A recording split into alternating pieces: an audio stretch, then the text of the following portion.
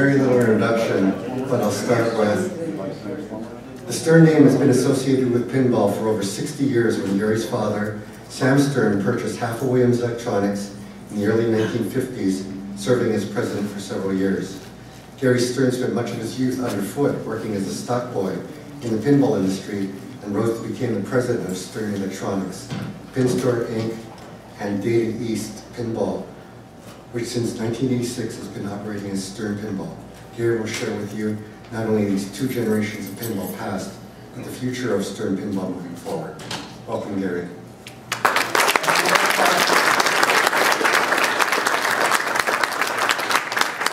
I'm going to throw my picture up. There we go. Doesn't mean anything, I just happen to like it. Thank you all very much for coming and hearing me. I appreciate it. Thank you for coming in. Each person is appreciated. You know, I was originally going to be leaving tonight, so I'm speaking on Friday, which is a little more difficult day.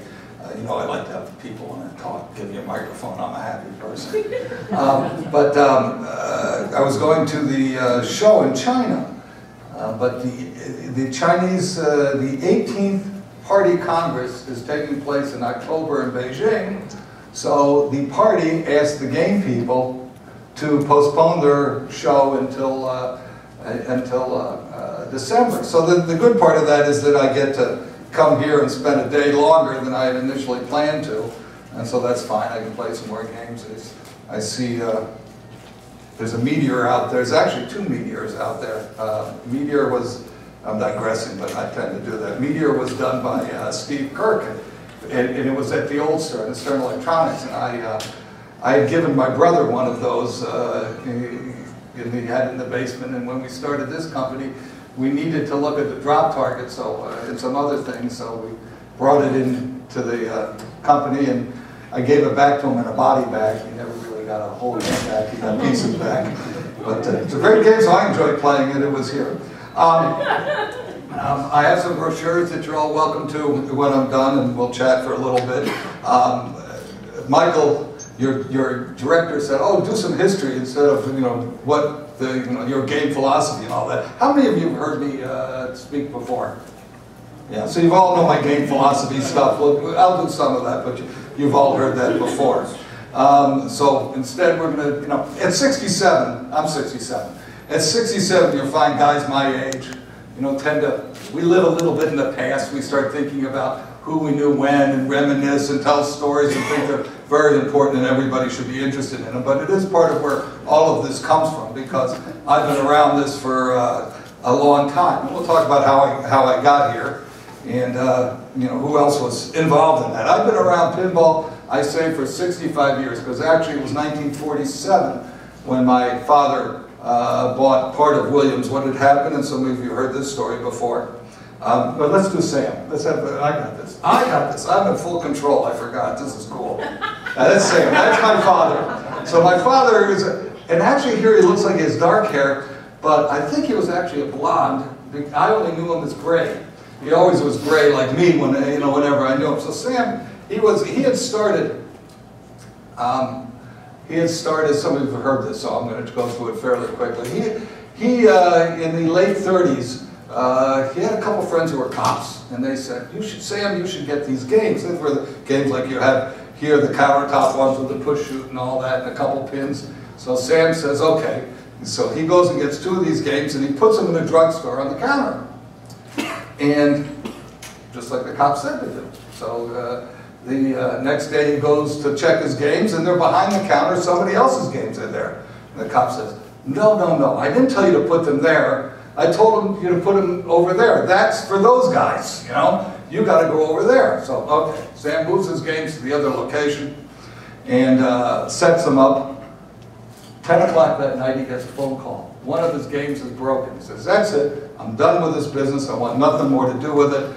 He runs down to fix the games. Now, again, these were push-shoot games, and the reason it was broken is the push-shoot wouldn't go in because there were so many coins in it that it wouldn't push anymore.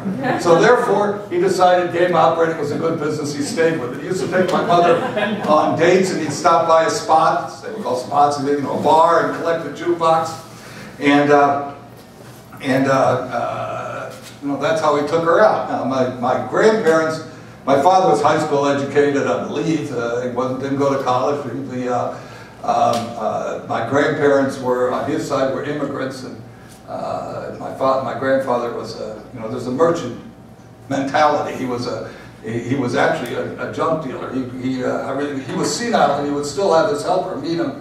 This was in Philadelphia. Meet him and pick up the truck, and they'd go get a bunch of potato sacks here and sell them over there. They were merchants. That's what they did. They bought and sold whatever they could. The only thing I really remember about them is they had a player piano that, this is a digression, it wasn't. They had a player piano that I used to play as a little kid. I used to drive it. It was my car, and I'd sit there and pump the pedals. And that's, I thought I was driving a car. It wasn't too bright. And then they also, my grandmother let my brother and I paint the fence. So we had a bucket of water, and we sat there and we painted the whole fence. It was sort of a reverse Tom Sawyer thing. Anyhow, so my father, he started operating games, and in the development of this business, many operators became distributors. They became distributors to get games earlier and cheaper than their competitors got them. So he's an operator distributor, and in Philadelphia. His operating company was called Scott Cross, just because one of his friends was in advertising and said, "What should I call the company?" And the friend said, "Scott Cross." What's that? I don't know, but it sounded good. So that was the operating company. The other kind of, you see game distributors or operator distributors, and you see game distributors that were distributor operators. The guys in the 30s who were operators became distributors, and they were operator distributors. Guys in the 70s and 80s, the video game boom, coin-op video game boom, was gigantic, and then died. And so they had all this money out on the street where they had sold people games and hadn't been sold, hadn't been paid, so they took over the game routes, so they became distributor operators. So you see distributors in the coin-op business that also operate, and they either were operator distributors or distributor operators, if you get the gist of the difference there. So anyway, here's Sam in 1947, and that's when he goes to Chicago as a distributor, and he goes to Chicago, and he goes to see Harry Williams, his supplier, Williams Manufacturing Company. Oh, I'm in control of this. This is so unusual. That's Harry. That's Harry in 34. I believe it was 34 as a young man. And he had started operating games in LA. He was from LA, Los Angeles. And he started operating games there. Then did some game design of games. And he had a game, and on the tour they talked about it. He had a game called Contact, which was the first game with electricity in it. He had designed it. And in 1933, he went to the AMOA show, the MOA show. It wasn't the AMOA, it was Music Operators of America. The big business was jukeboxes. So he goes to the MOA show and he meets Ray Maloney. Now you'll hear some names. I'll just use a few names, a few people that were important to my understanding of this business. So Maloney, he was the head of Bally. And he also, as I understand from my father, was a great practical joker. You know, the bucket over the door, you know, when you opened it in his office, that type of thing. Yeah. Actually pointing much of a which I don't think is much of a practical joke. You can understand these guys were all like these were young guys, and it was, you know, it wasn't the high-tech era today, youngguys.coms and stuff like that. But they all, you know, they lived, shall we say. And in any event, Harry, I guess, sold him the Contact, and I guess Harry made it. He made it at one point. But Harry went to work at Bally for a while. He was also at Rockola in charge of their game design at one point in time. And at Bally, he met a guy named Lynn Durant, which was another one of these young guys. And Harry and Lynn created a bond. They worked together. They designed together. Lynn was also an engineer. Lynn, I understand, Harry had a Cord. I don't know if you know what a Cord car is, but it was a front-wheel drive car of the 30s. And the transmission was out on the front of it. And Harry was convinced there was something wrong with it. So Lynn would ride on the fender in the middle of winter and listen to the transmission so that he could sort out whatever was going on with Harry's car. So they ended up forming a company together, and were making games. And then in '42, Harry went and he started Williams. He started his own company. And Harry did well, in the 30s and in the 40s. He was doing well. That was the boat he had made for himself. Life was generally good. These guys, as I say, they were dapper guys. I think that's Kitschy, his daughter, with him, but I'm not sure. That might be one of his wives. Harry was married 3 times. 2 of his, and he was always close with it. He was close with the 2 ex-wives. He was married to Wanda, who he was married to when he died, and he was living in Palm Springs. The 2 wives, and he had 1 daughter, Kitschy. Kitschy also died. The 2 wives died on the same day. And I don't mean the same date, different years, the same day, which is bizarre, but did. In any event, so Harry, the world was different. They lived an interesting life. Harry would go back and forth to California because he would be here to design, and he would live at the Edgewater Beach Hotel. The Edgewater Beach Apartments, and that's Harry, Lee, his wife, Kitschy, his daughter, and then that's Al and Bruce Stern, unrelated to me. It's another Stern. This is another Stern. They were Worldwide Distributing, which was a big distributor in Chicago. And I knew them only that Al and my father Sam used to take us to the circus, the kids to the circus together. So that's how I knew him. And then his sons, one of them were involved in our business in various capacities. Later. Anyway, in '47, I'm back to '47, Sam comes into Chicago to see Harry, his supplier. He's a 35-year-old punk kid. I can say that because I'm 67, and I go back, isn't this cool? Yeah, see, he was a young guy. I don't know what year that was, but he was a young guy. And Harry was a young guy. So Harry was a couple years older than Sam. Sam puts his feet up on Harry's desk, says, "Why don't you sell me the company?"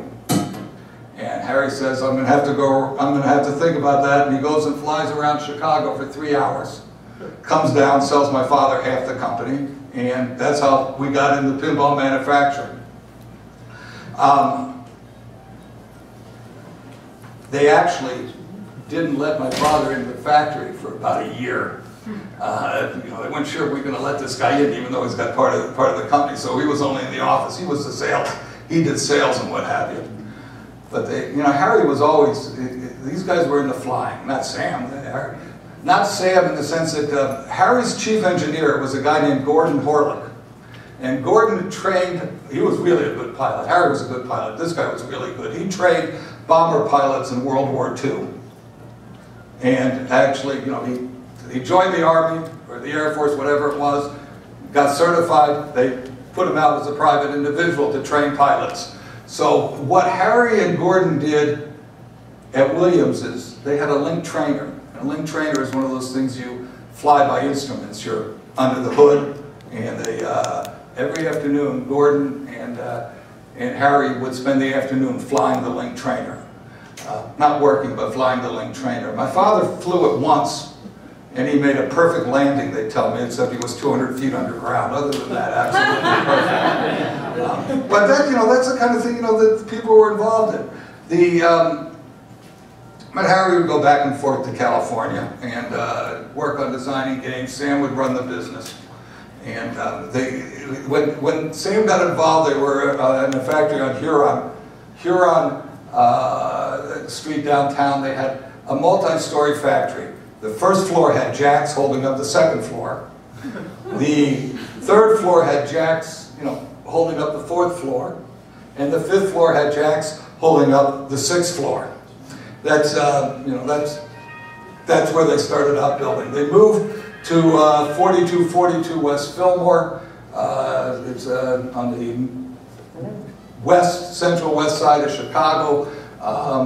I didn't realize it was a dangerous neighborhood of any sort. I used to drive down there all the time, but they did steal the batteries out of the cop cars down there. The getaway car off a downtown jewel robbery came off of our parking lot. So I mean, things went on. Right now it's just a blighted area. Next time I do this, I'm going to go take a picture of the building because it's not very far from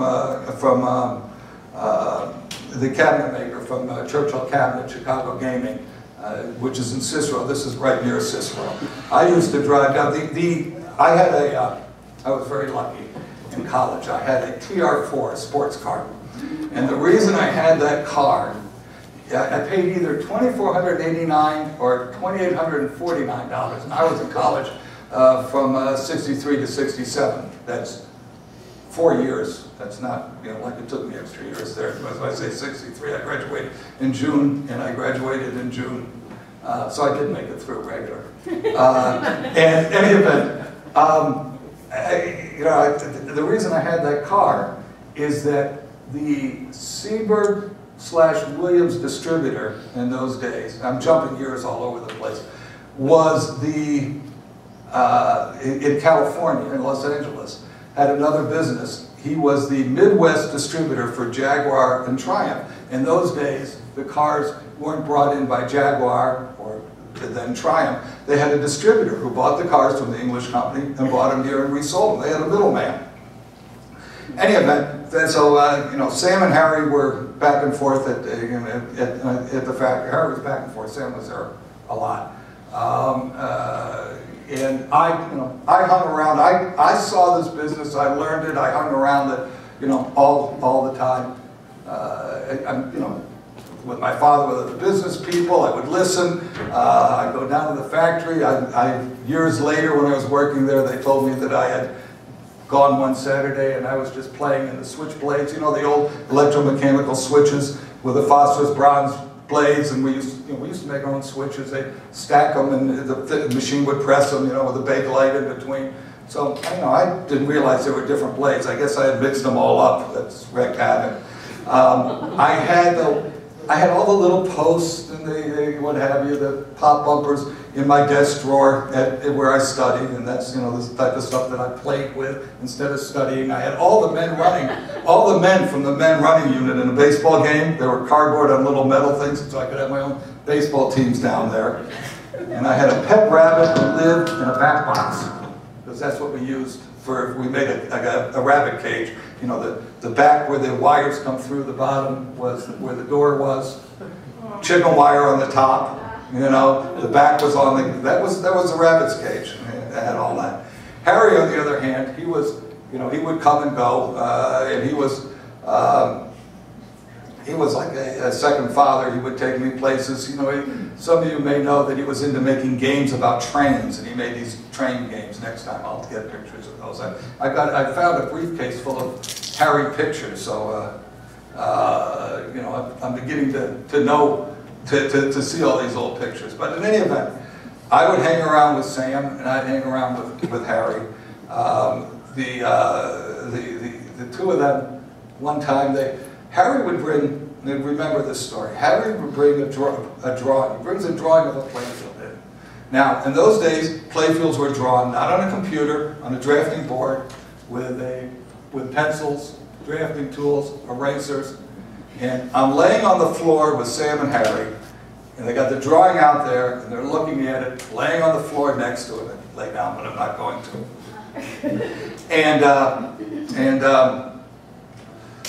Sam said, "It's great, but, upper corner," this is much later, I could drive by then, I'm 16, 17. Upper left corner, you ought to try this, this, and this. So we have dinner, I take Harry back to the hotel, I bring him into work the next morning, and he's got a drawing, just like Sam wanted. There's no way he could have done that in the hotel.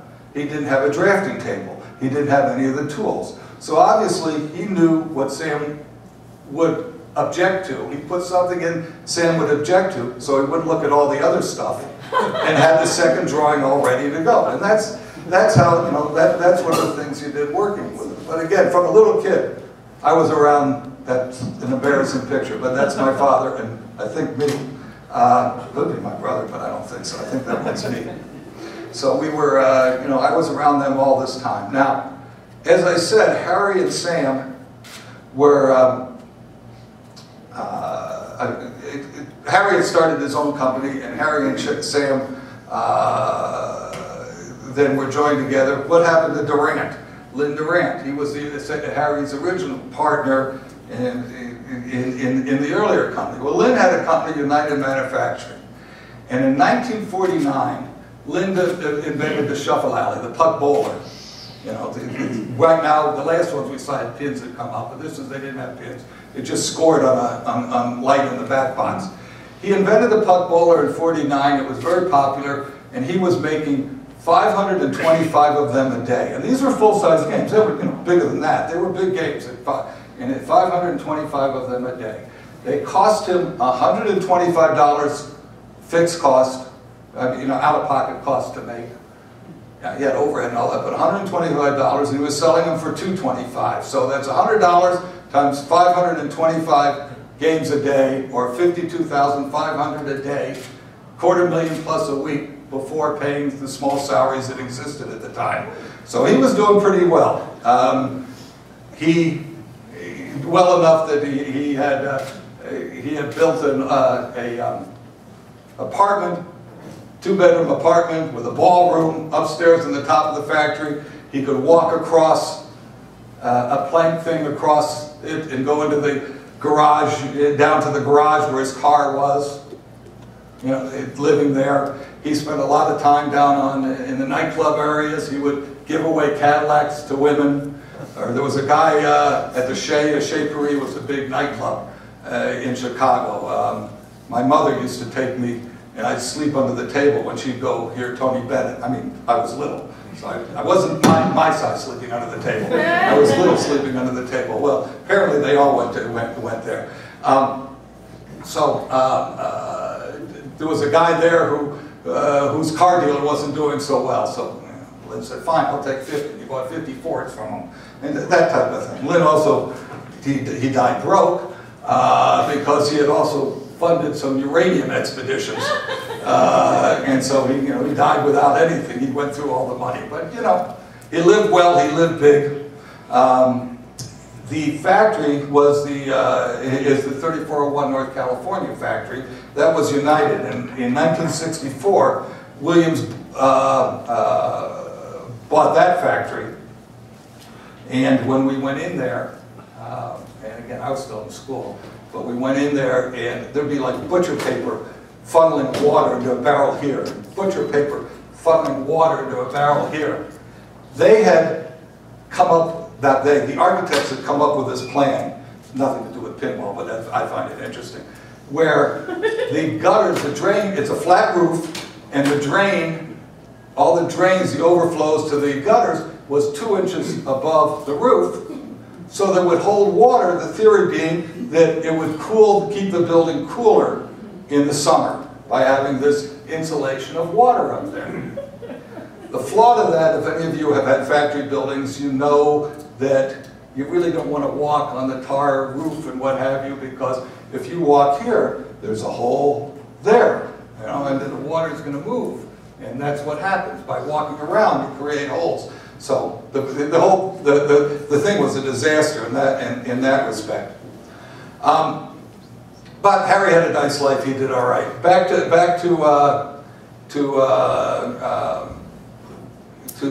Harry and Lynn had a nice life. He died broke. Harry didn't die broke. In 1959, Williams bought Harry's stock, which meant Sam bought Harry out. So now it was all Sam's business. Harry continued with us. He was always with us. He always worked with us, in designing games. He was always there. Well, that was after a stint. He first became a distributor for a private jet, a French company, Marine Saulnier, made little private 4-seat jets, and he decided he was going to be the distributor for it, and he was trying to sell these jet planes to people. Sales wasn't a strong suit to start with, but he also realized it didn't have any coin slots, so he gave up the planes and went back to designing games. That's how he describes it in any event. I started working there when I was 16 in the summers, and I started in the stock room, you know, and a pinball machine today is 3,500 different parts, a half a mile of wire. That'll be simplified with new electronics next year, the year after. But it's, you know, it's a complex thing. Sam started me there because the pinball company is first and foremost, it's not a design company, it's a manufacturing company. Ford is not a design company, it's a manufacturing company. It designs cars that it can manufacture.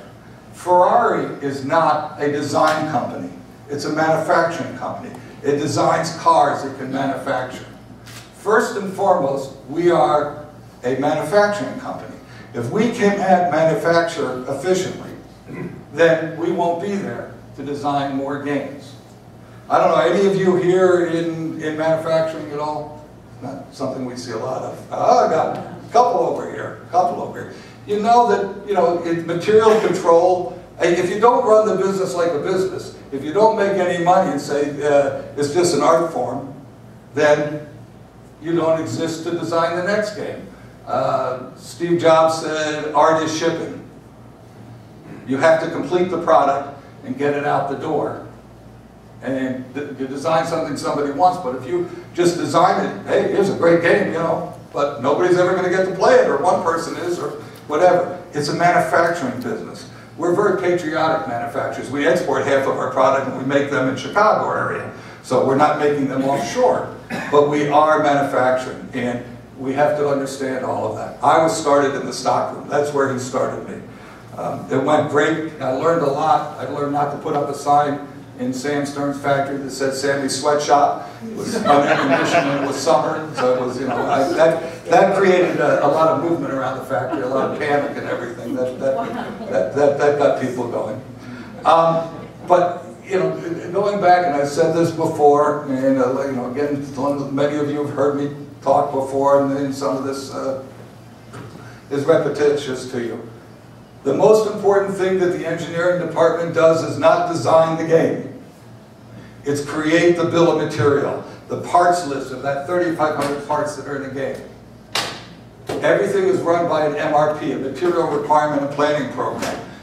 It's just a big adding machine that explodes what parts. I'm going to build 1,000 games. I need, you know, 2,000 flippers, because or 3,000 if it's a 3-flipper game. It's just going to explode it. Now, Eddie Spears, who's in charge of our purchasing and started in the stock room at Bally, notice I said stock room again. Material control. That's what this is all about. If you have too many parts left over at the end, you lose money. What are you going to do with them?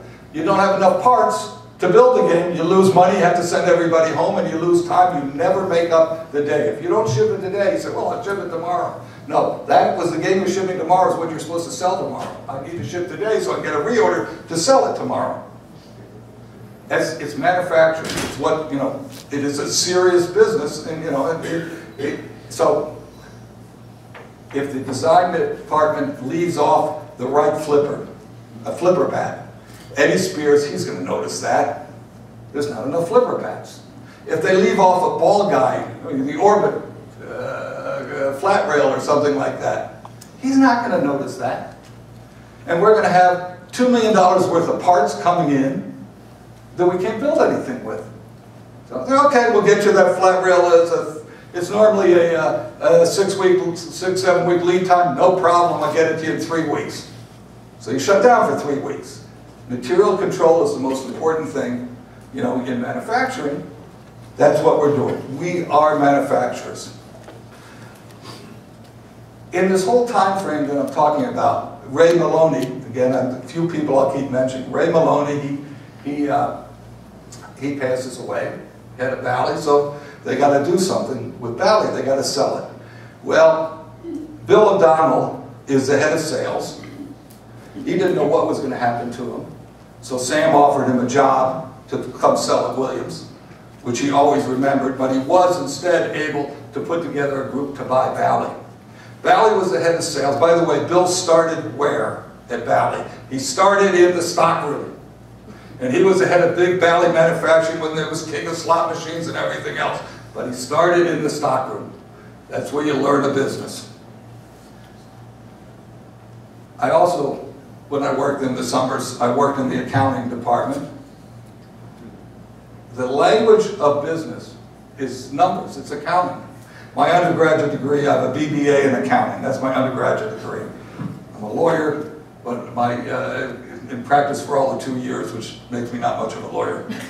But I'm still licensed. I've not been disbarred. People say, you used to be a lawyer. I say, no, I am a lawyer. I pay $275 a year for my license, and I'm still licensed.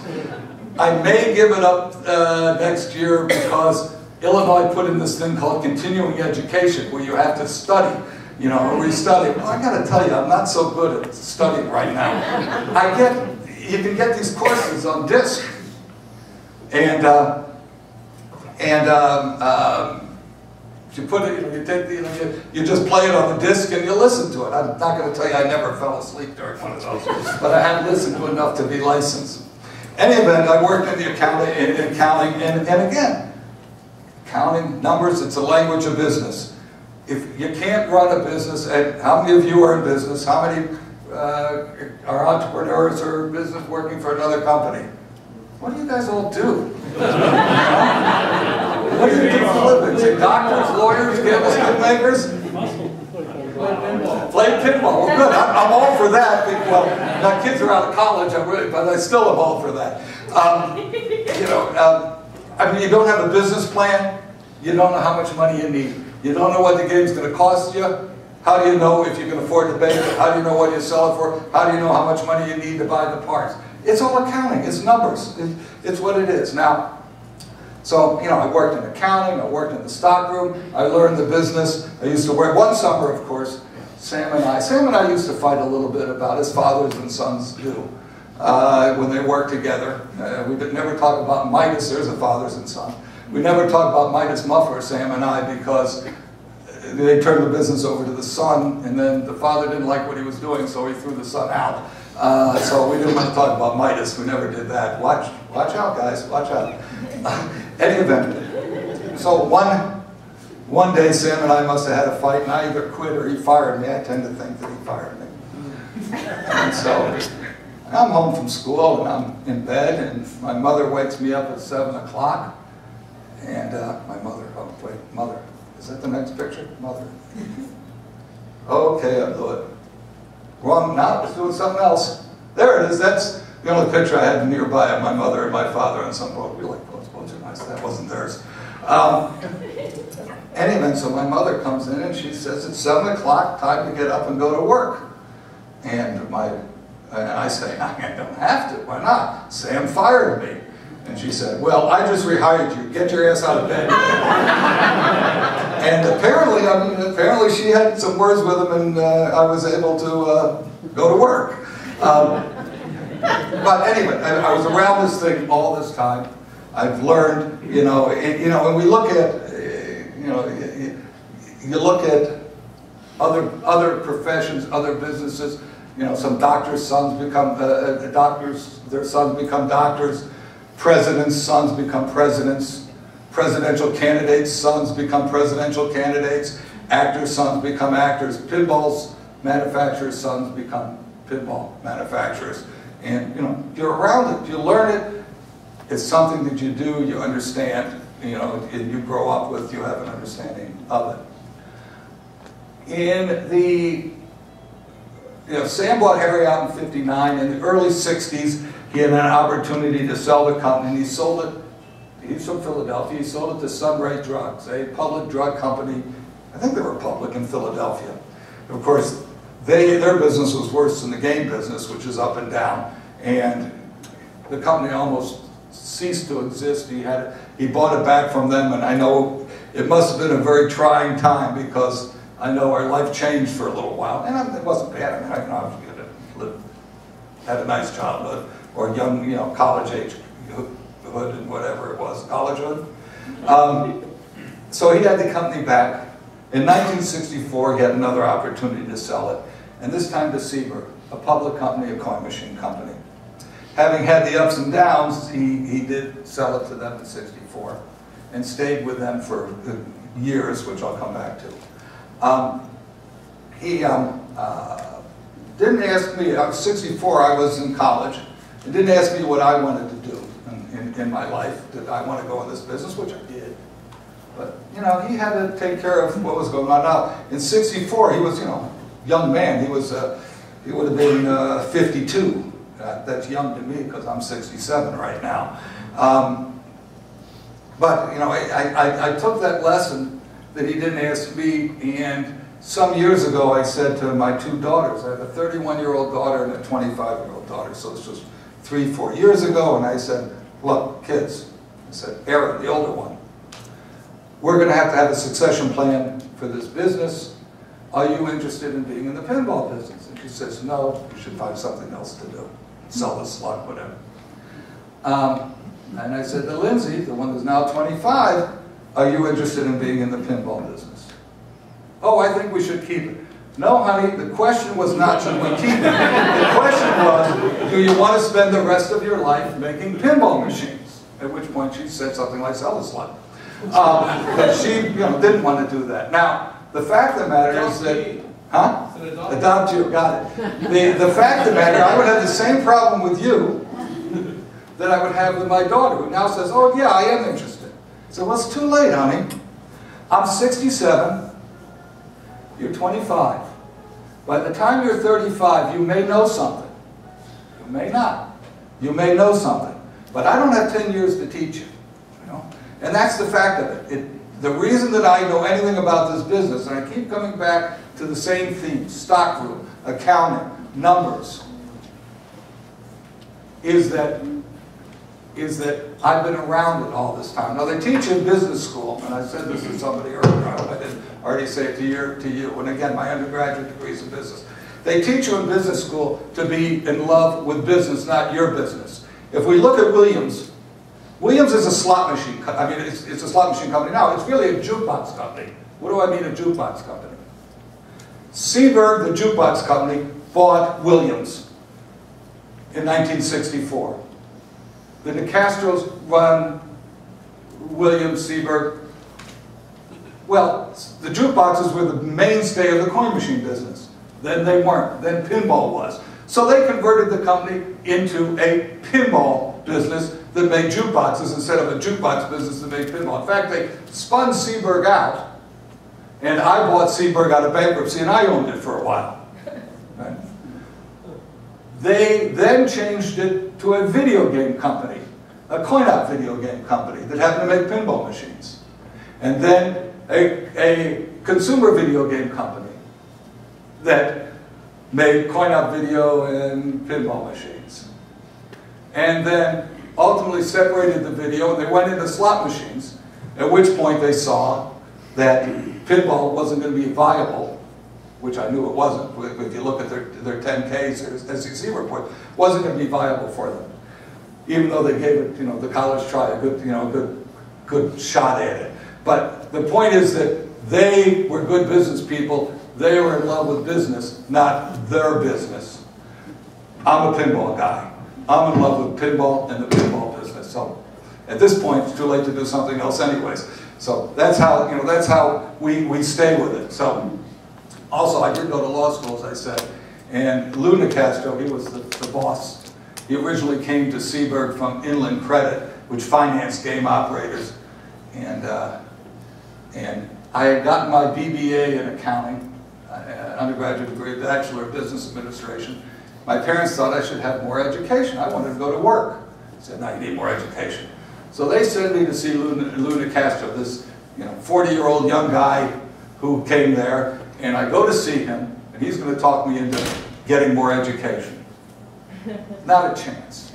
So while I'm sitting there, the phone rings, and he says, excuse me. He takes the phone, and he's talking to somebody. Yeah, I am looking for somebody, a young man like your age. What's your education? Oh, I was really looking for somebody with more education. Maybe a master's in business. I'm sorry. So I went to law school, and many years later I said to Lou, You tricked me, didn't you? Huh? The guy who called looking for a job was your secretary, Mary Yates, in the next room. Yeah. I went to law school because I got tricked into it. So it was okay. It was okay. So meanwhile, Sam is still at Williams. And in 1969, he left for 1 year to go to Valley. Remember Bill O'Donnell? You know, there, his friend Bill O'Donnell, who we offered a job to. He hires Sam as executive vice president in charge of pinball. Sam goes over there because he wasn't happy with what was going on at Williams. Well, he wasn't so happy over there either. And when Castro was restructuring the whole thing, Sam comes back to Williams. And from 70 to 76, we were there. I practiced law from 71 to 73. Sam wanted me to go straight, not be in the game business. You know, he thought he was the ultimate, pardon me, the ultimate Jewish father. He had his son the doctor, my brother, and his son the lawyer. What else could he ask for, you know? And my mother thought she'd gone to heaven, which actually at that point she had, but that's another question.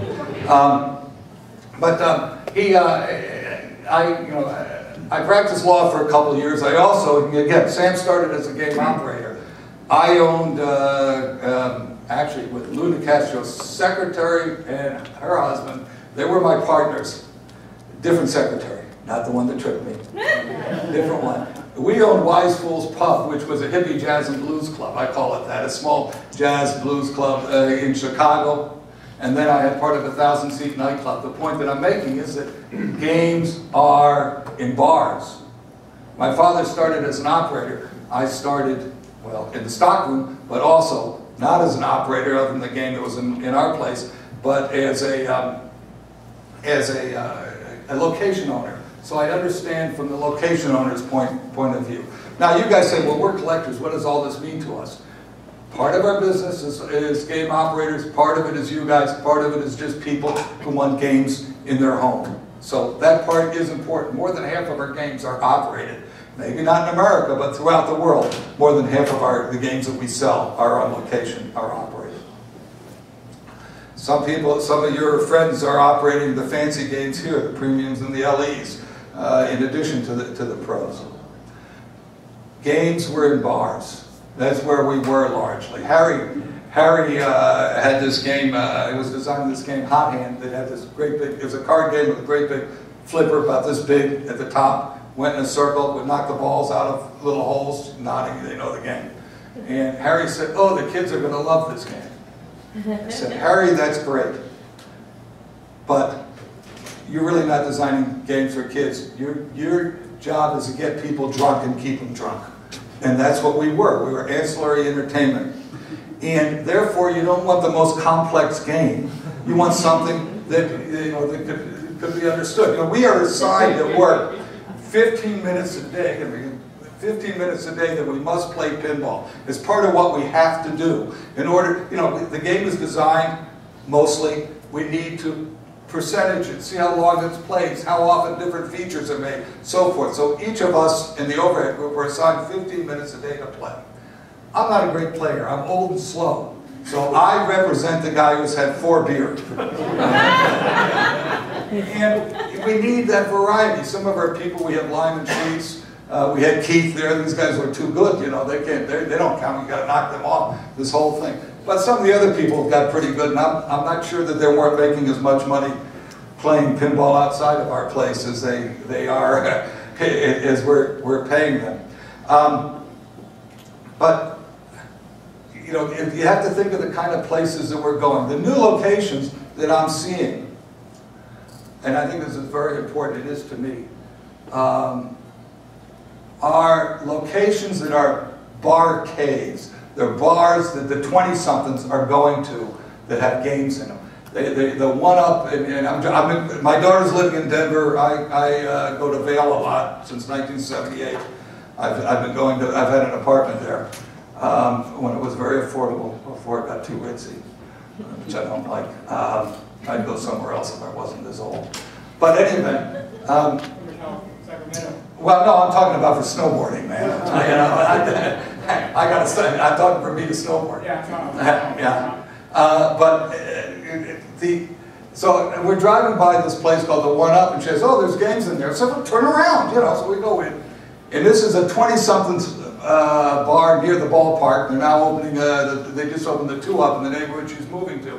The One Up has 42 1980s upright video, comprehensible video, and 3 skee ball that last about 8 months. They get so much play, and 14 pinball machines. And they have a tournament the first Sunday of every month, but other than that, it's young people, it's casual players. In Chicago, the Emporium opened, it's got a half a dozen pinball machines and 35 of these old upright videos. Barcade in Brooklyn has only a video, and they're all these older video games.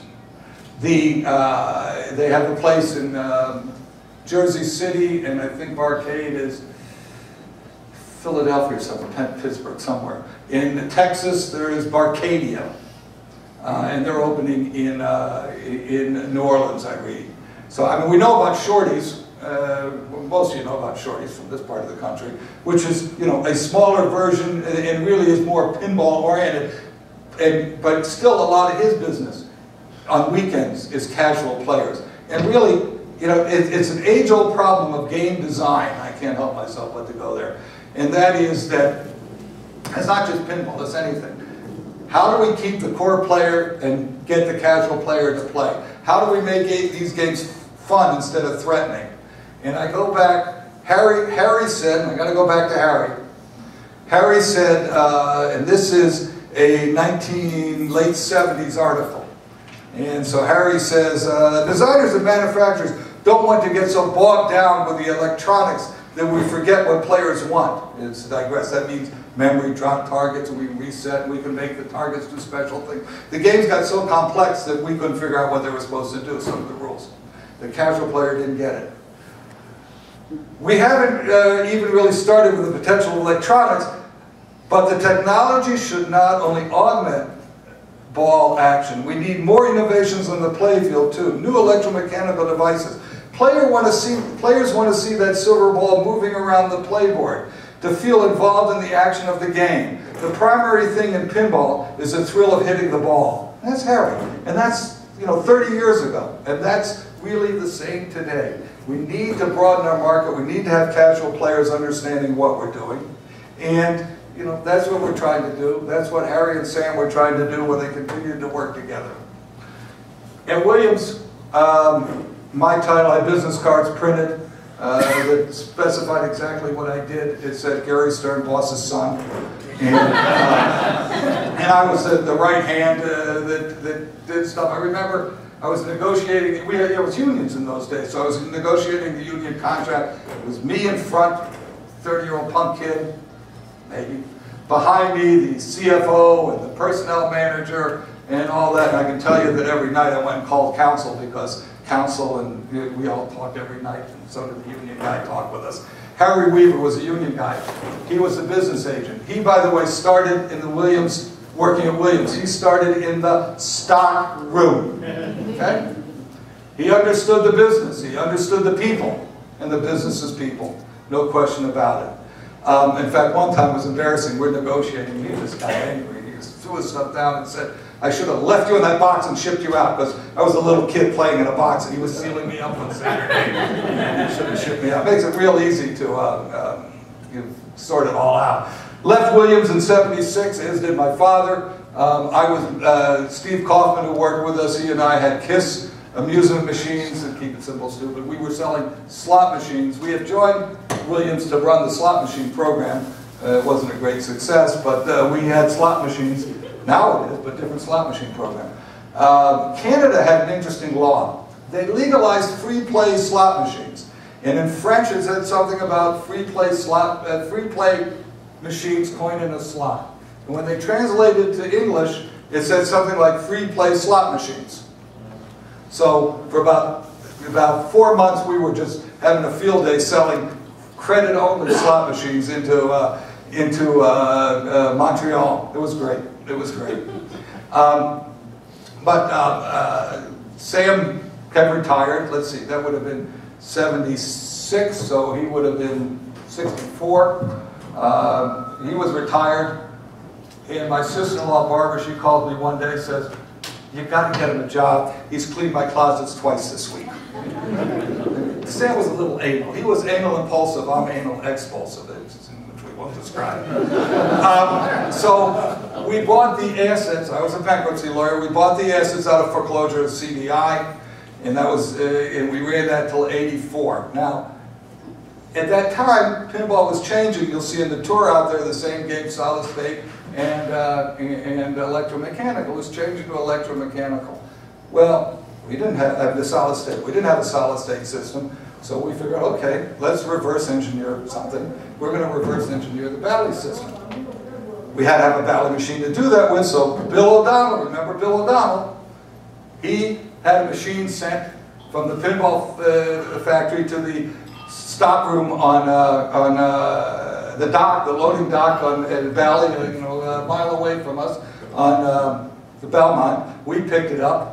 And we used that machine to reverse engineer, and he also said, if you have any trouble, call me so that we can help this get done. Now, I think it was good for his business because it meant there were two games, two manufacturers' games had the same electronic system. His son, Billy, who was friendly with, didn't think that was such a good thing. But, and Sam was saying, well, this is never going to work, we're going to fail. You get a little older like I am, you become a little more conservative, but that's what we did. We reverse engineered the Bally system, which means reverse engineered the Bally system. That means, I think we copied it. There's innovative engineering and creative copying. Some things are protected and some things are not.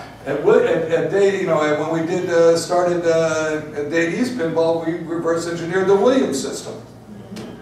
Even that takes a long time. We had the IT, Richard Ditton was the one who did our programming from scratch. No copying of their program. That would be a violation of their copyright protection. IT is incredible technologies. At those days, we took the game off the back of my convertible and carried it into their house. That's where they were working from, the Dittons.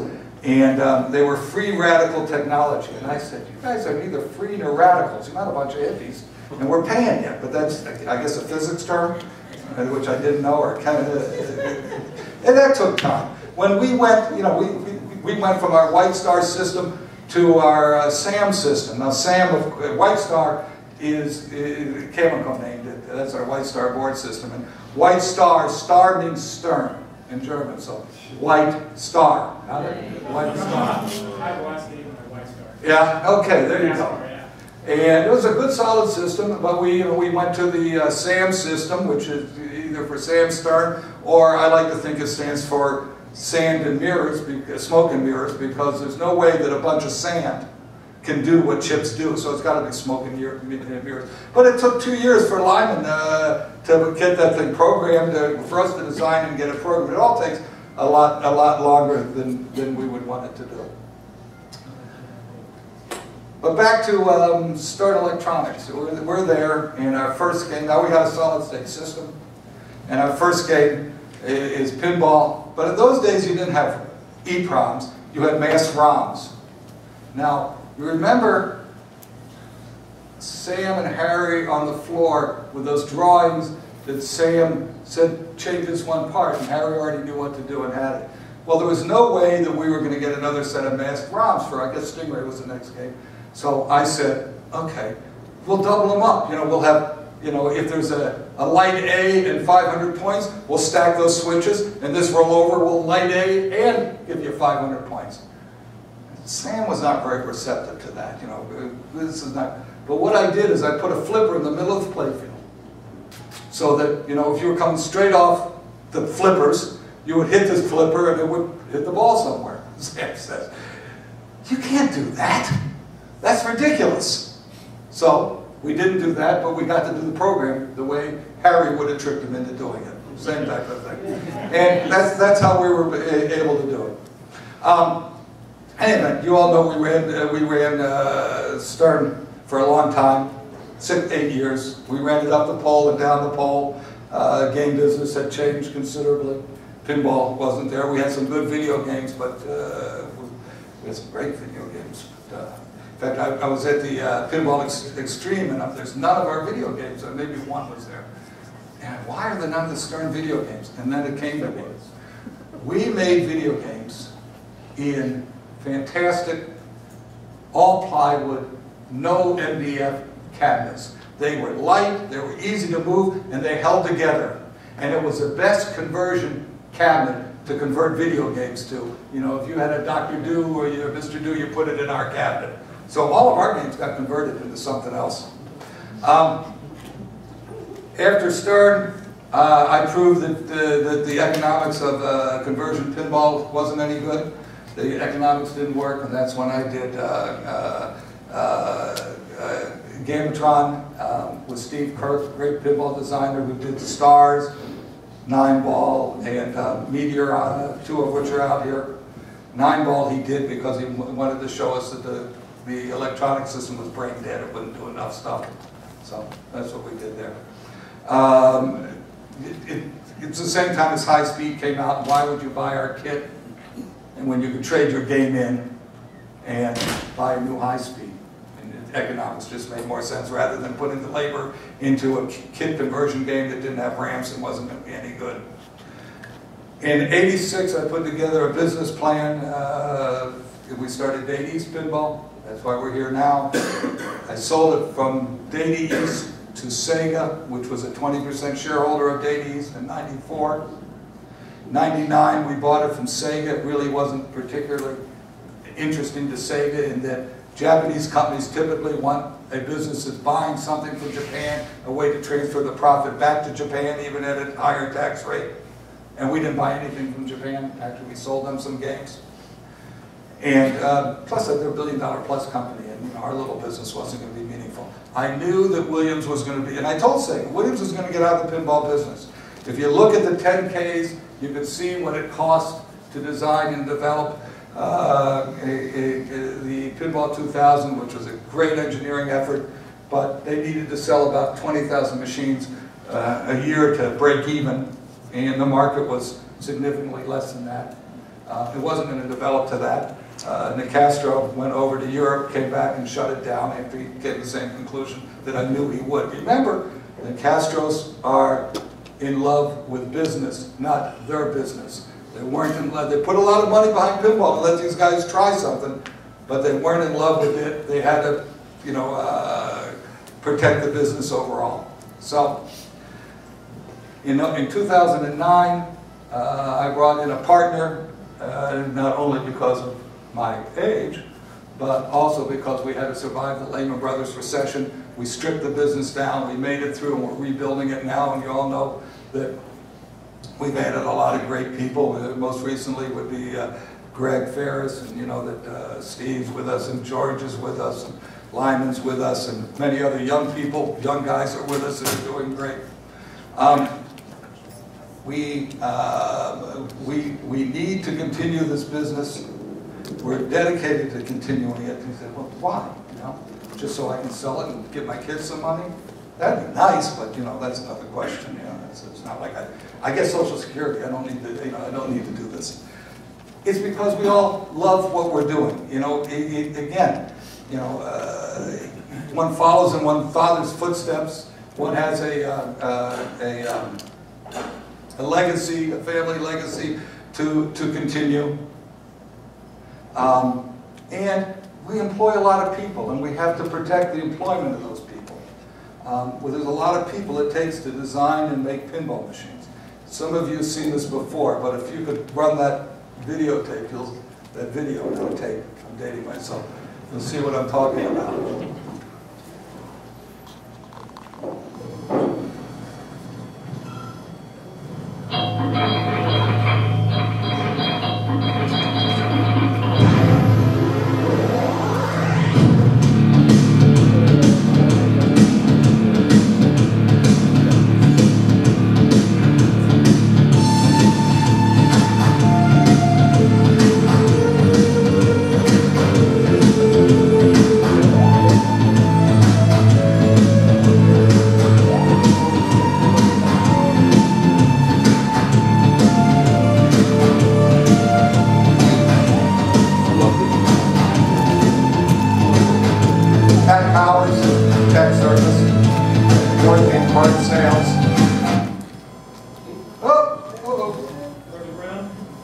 That's her. And we're just going to look at Dorothy for a while. No, we're not.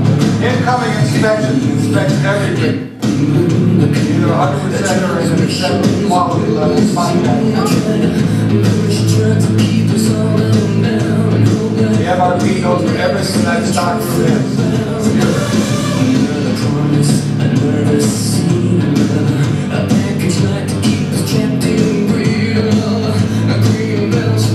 You'll see a lot of test equipment and fixtures in the factory. Those of you who come by, and you're all welcome to, have seen that. Special fixtures to put things together. Boards for playing cables. You cannot make pinball without a four-poster press. This one belongs to Copy. The kid brings the play kits.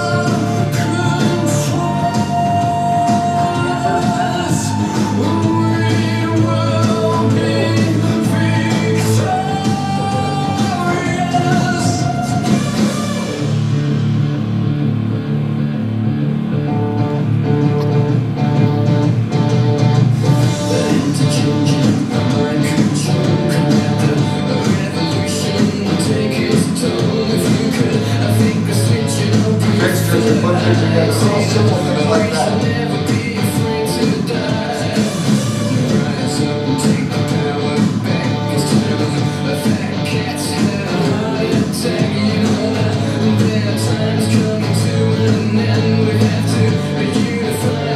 Little fixtures all over there. Don Torrance, the plant manager, been with me since '76. George Gomez, you know. John Roosevelt, mechanical engineering. That was Jody Quick. Another mechanical engineer, Shelley. Jim Belt, who does sales. Rich George. Obviously, this was done around Transformers time. We'll have to make a new one. John Ward, saying something.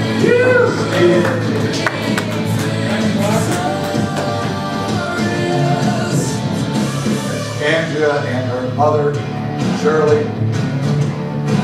They've been with us since the 80s. Shirley has.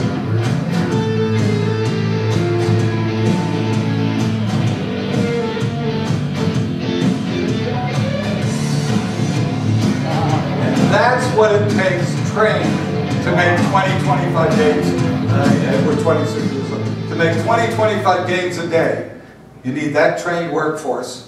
And these people, most of them have been with us a long time. Even the people who are temps come back and go. You know, again, for me, it's very important that we continue to make pinball, and the pinball continues to exist. The pinball's on the street, so that it continues to exist for you guys to be collectors. You know, if we're not doing this and making 5,000 to 8,000 pinball machines a year, you're not going to have any new games to become old games, to either buy new or to buy old. Because there won't be any more, and they will all go to pinball heaven somewhere. We have to keep doing this. Yeah, Gene does a good job, I guess, I'm sure he does, of making an old game once in a while. Wayne in Australia does not do a good job. Jack is working on his game. But as far as, and then we got, you know, like Dennis and Greg with Woe Nelly, which is great stuff. J-Pop's working on some stuff, and you know, other people, other of you are, you know, collector stuff, great. If we don't have commercial pinball, it will not be continue either having games for you to buy. You know, okay, you know how many of Gene's games used are you going to get? And they're going to be very expensive. You know, we have to have commercial pinball for that, and for it to be topical, for it to be something current, something to want. I've done this before. You've heard my McMansion story. You drive up to the McMansion. It's got 4 garage doors. One opens up and it's, you know, rich people, it's got dad's Mercedes. The next one opens up, it's got mom's Lexus SUV. The third one has the kid's Jeep Wrangler. And the fourth one, of course, has a horse and buggy because the dad collects horse and buggies. No, nobody collects horse and buggies. It's got a bathtub Porsche in it or something, you know, a 356 or whatever. They collect cars because they're topical, they're current. And if we don't keep pinball current, then you or your kids, you'll be around. They won't be around long enough to see it go away. Your kids will. We need pinball to continue. Oops. I need pinball to continue. I'm still on it. I turned myself off. I'm on it. So I need it to continue for my family heritage, even though my children aren't going into this. It's Stern Pinball. Stern's on the door, and we want to continue making pinball for you all and for the rest of the world. So, with that, I didn't talk a whole bunch about what we're doing because I've done that every other time. I talked about where I came from. But we've got time, and I'll answer any questions we can think of. Anybody got any questions, or are we?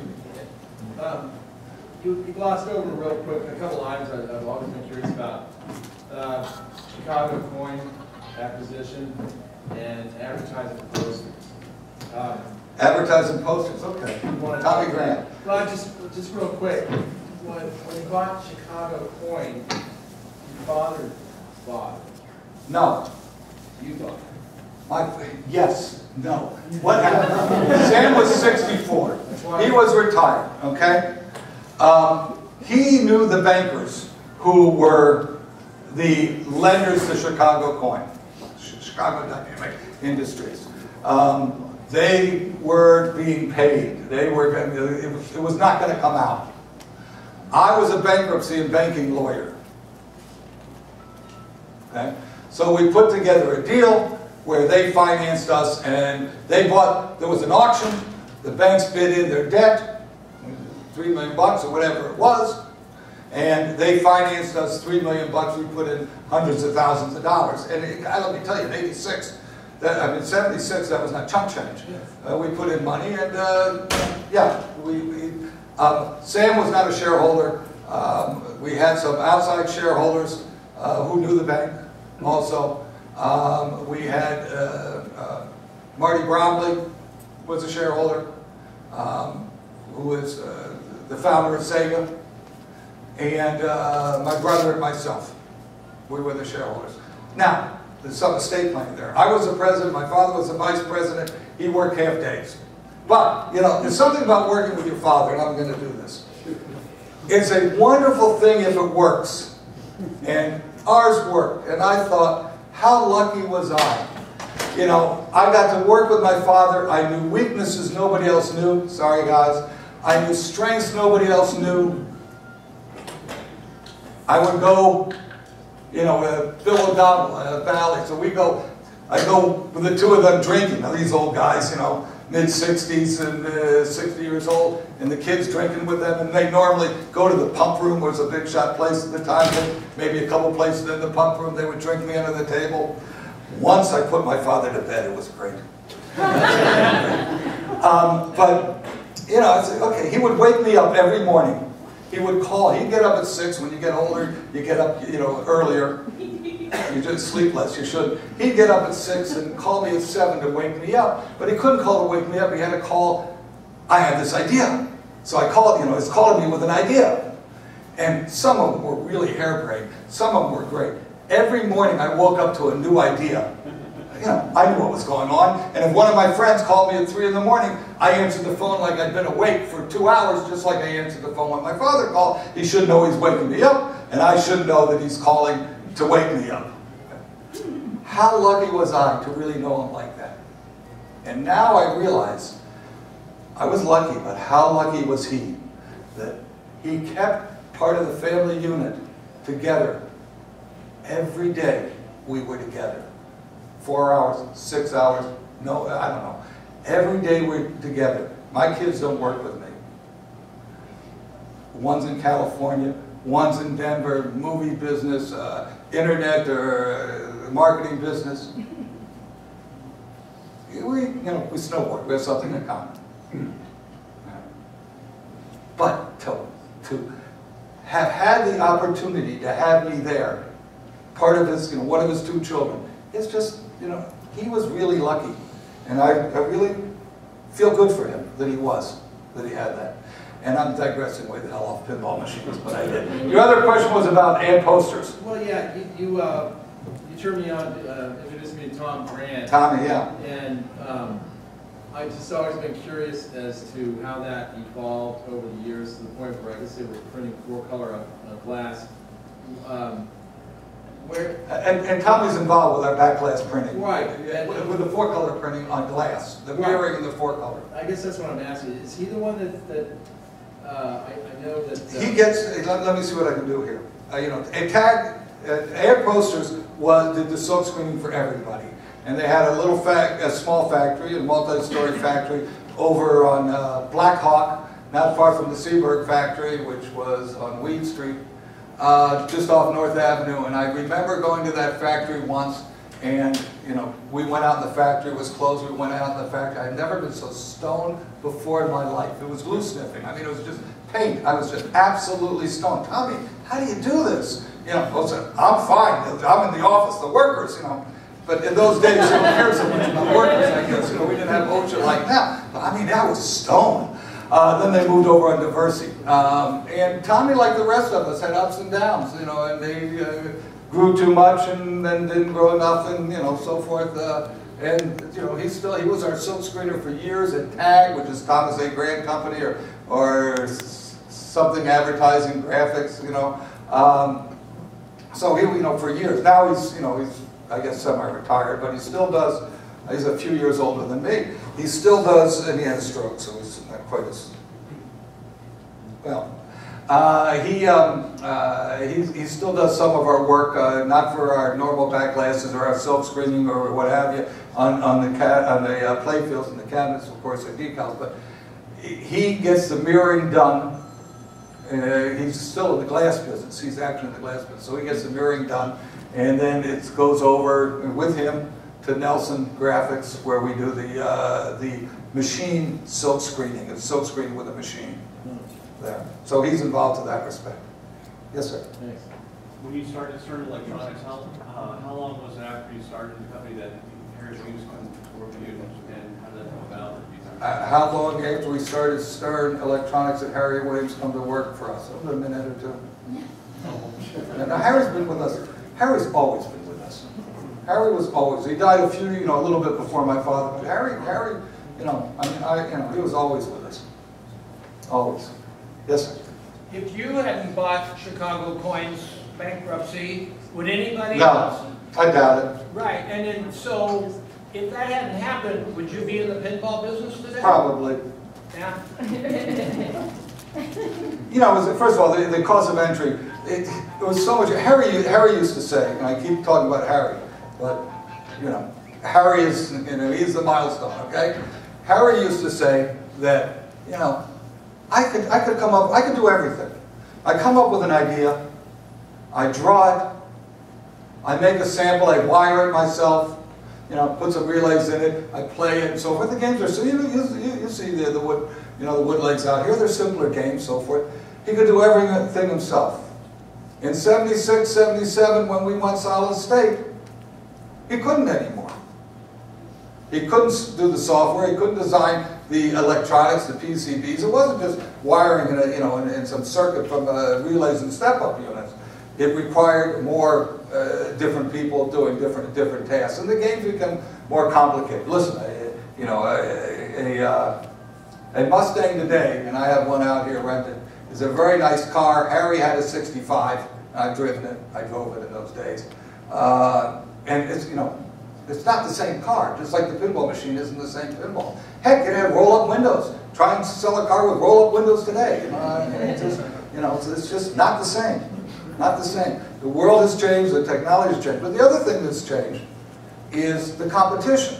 And I don't mean competition from other pinball people. I don't even mean competition from video games or anything else. I mean competition of all kinds of entertainment. You know, think about it. There was no internet. There was no rental. There was no on-demand. There was no rental of movies. There was no, listen, the poor touchscreen guys, Merritt and so forth, who make touchscreen games for bars. Who needs to put a quarter in a touchscreen game when you got this in your pocket? It's a game machine. There's so many other entertainments available today that wasn't available then. So the world's changed, and it changes. I make pinball machines. Yes, sir. So if your daughters are interested in going into the business, and you want to adopt this gentleman, without making any sort of announcements or anything, I mean, what's the future when you get started? You know, again, in 2009, Dave Peterson joined We're building a company that will have depth of management. You know, it's an entrepreneurial company right now, which means I did everything. I don't anymore. You want it to exist, you know, you limit yourself as a, you know, in this type of business as an entrepreneurial company where everything had to be decided ultimately by me. So we're delegating and giving people responsibility. Now in 2009, 2008, we cut out all middle management to survive the Lehman Brothers recession. Now we build it back up again with George and with other designers and so forth. You know, I mean, I laid Steve off, Steve's back, you know, that type of thing. You all know that story. And so we're building a great company, and we're adding some young people. Wason and my kids are back are programming games. Borgie is not an old man. He's not like me, you know. He's 40s, I guess. So you know, we're putting something intact there so that it will continue. Dave is, you know, Dave is what he calls himself a boutique venture capitalist. So, you know, he and his group put some money in, but they put in management. They're involved in it. And he looked at us and he said, okay, is this buggy whips or is this Harley?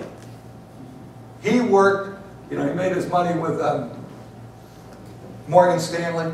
He's young 50s.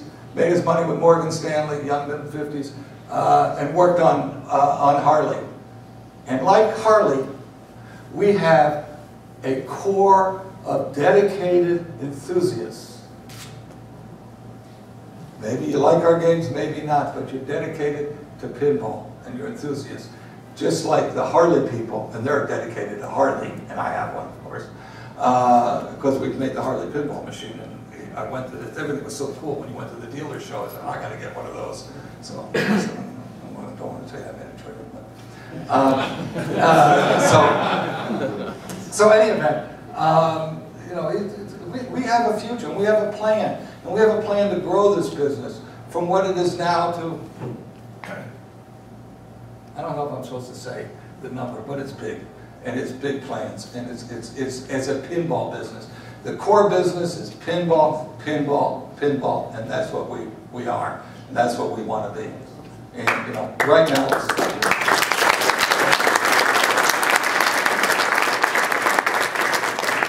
Hey Gary, are you continuing to do license games? That's your main goal now from now on? yeah, and you know, people, I always answer this one. I'm always answering. Sometimes I start to think different, but let's use an example. I mean, licensing does a number of things for us. One is that, you know, it puts us in touch with other creative people, not just in our pinball ivory tower. We're trying to appeal, not just to you all, but to a broad group of people. We know if we make a stuffed animal and make it in the shape of a mouse, we're not going to sell any unless we pay Walt. And that's just the nature of the world. Lucas created the licensing business with Star Wars. And after the first Star Wars, he was owed a lot of money. He went to Ladd, who was the head of the studio, and said, well, why don't you just give me the ancillary rights? And said, well, let me, how much licensing would, okay, fine. That was $1 billion ago. No. It does that. It also does something it gives the designers, you know, some place to design. Jurassic Park had a ball-eating dinosaur because Crichton was smart enough to know that dinosaurs were cool. You know, Joe designed a great game for gameplay, and Joe came up with it. They never built Loch Ness Monster. And the only thing I would have done different is instead of a Loch Ness Monster under the clear, I would have put a dinosaur under it, that type of thing. Because dinosaurs were hot in those days. But the other thing it does is, when I call the French and they say, I got AC/DC, they say, here's $400,000. When I say, I got rock and roll smorgasbord game, they say, send me 2, I'll test it for 8 weeks and let you know. Guys, it's the real world. You go into a Lego store. Legos are hot, okay? Huh? Legoland, they have retail stores. Go in one retail store in the Watertown in Chicago, and probably 60–70% of the goods in there are licensed. Star Wars, Star whatever, you know, they're licensing. They got Legos. Why do they have to license? Because that's the real world, folks. Now, would I never do it? I've said never, but I don't. Probably never. Let the next guy do it. And that way, I'm going to invest $1 million of the company's money to design a game to find out that it wasn't, whereas if it's a title, I'm going to sell it in one way or another. Yes, sir. Now, how do you go about, like, who picks the title? Like, you have a couple licenses, and how do you decide what designer's going to design that game? There's a rotation with designers. You want the designers to be onto the title, involved in it. There's a marketing guy, my partner Dave, myself. I have to sell it, talk to a couple customers, that type of thing. It's a joint decision, and you can't tell somebody your creative juices will flow and you're going to design Niagara. I don't want to design Niagara. Okay, what are you going to do? Yes, sir. What makes you come up with the themes of the games, like Tron or Avatar? It's just what we look at what's topical. We look at what's selling. Tron. Tron was unusual. You guys wanted Tron, and the original Tron game was designed by George Gomez. Okay. So we look at what's going on, what movies are coming, go to licensing shows, talk to people we know, see what's going on. Do a game over, that'd be good. Yeah, well, let me ask you about that. First of all, we talked about it. It's not going to cut it in Europe. That's number one. But number two, remember, we're selling 3 markets. Okay, we're selling you guys. We're selling operators to put in family entertainment centers, and we're selling, I say tongue-in-cheek, rich doctors and lawyers who have to tell their wives it's for the kid. Hangover doesn't make it. Doesn't make that, all of that stuff. Yes, sir. Who's designing the next game? Yes, sir. Next question. I'm an operator. I bought 1 or 2 of every game for the last 6 or 8 years, and I have a problem with the fact that all the themes seem to be male-orientated. The last female game I had that the girls will go to was Shrek.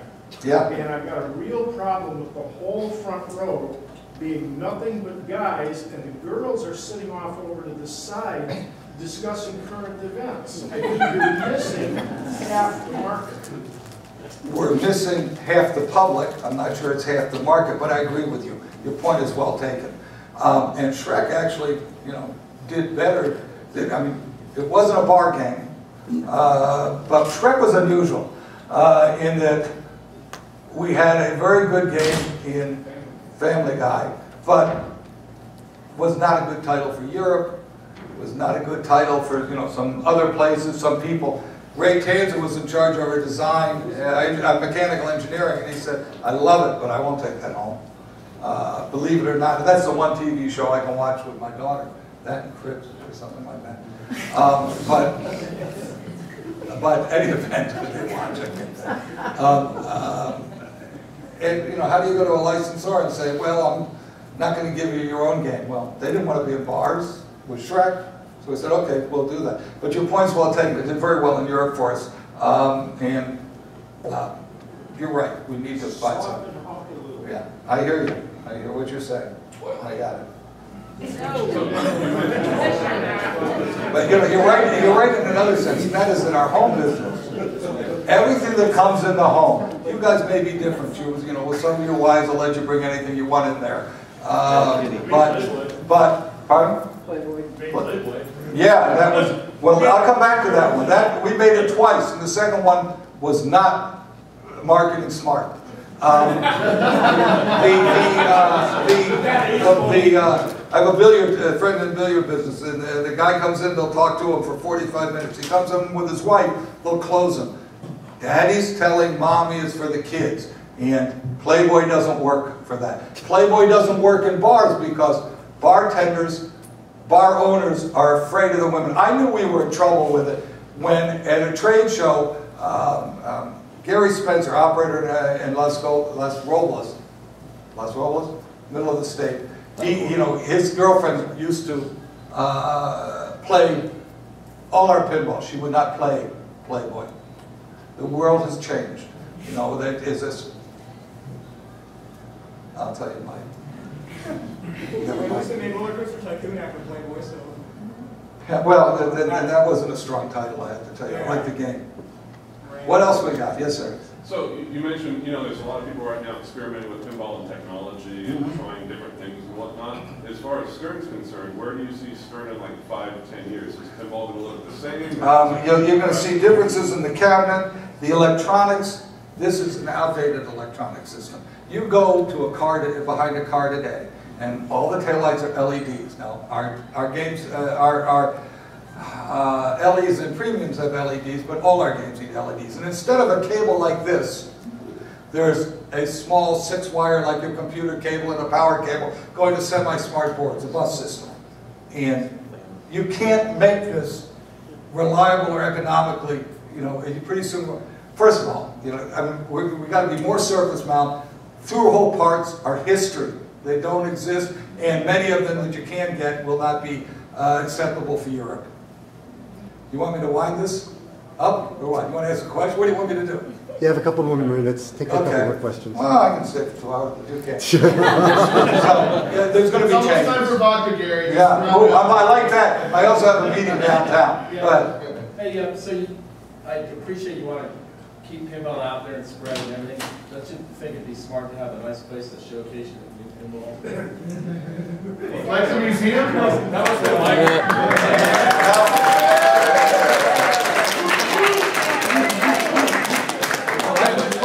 I'm absolutely thrilled that there are museums like yours, and there's been a couple other guys, as you know, who tried, or even, you guys are unique in that you make it work and all that. The guy in the East Coast tried for a while, and some other people tried here and there, and, you know, of course, usually when I come here, you're closed for this or something like that. But now I understand what you're saying. We try and work with you all. If, you know, there's so many people with both shows and, you know, there's got to be a tournament, an IFPA tournament, sanctioned tournament, 1 or 2 a week, you know, going on. Yeah, the IFPA ranks 14,000 players in 30 countries right now. You know, I mean, yeah, so, you know, somebody wants us to send them some back glasses for giveaway, or a trophy, or this or that. We're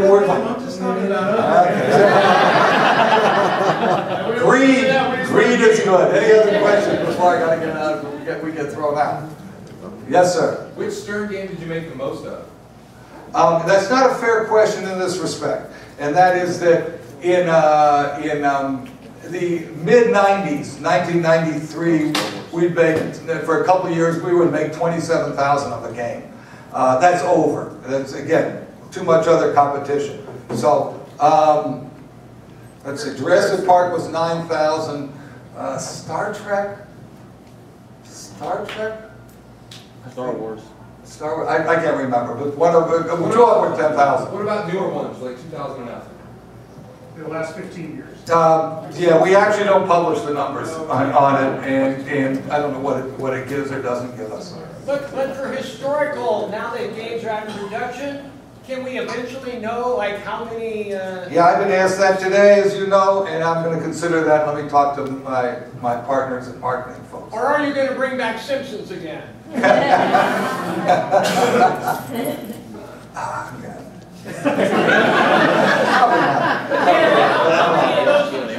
you tell us? No. How many? Because I don't know off the top of my head. I have a sheet somewhere. Anything else, or are we wrapped up here? Yeah. All right.